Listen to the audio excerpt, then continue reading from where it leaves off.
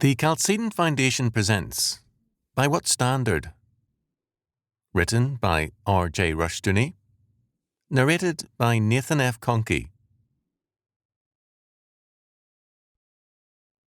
Foreword.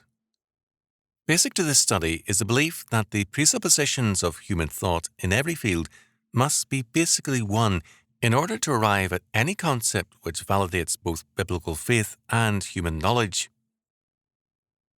The sovereignty of the self-contained God is the key to every field, in that only the God of Scripture makes all things possible and explicable, and is thus the basic premise not only of theology, but of philosophy, science, and indeed all knowledge.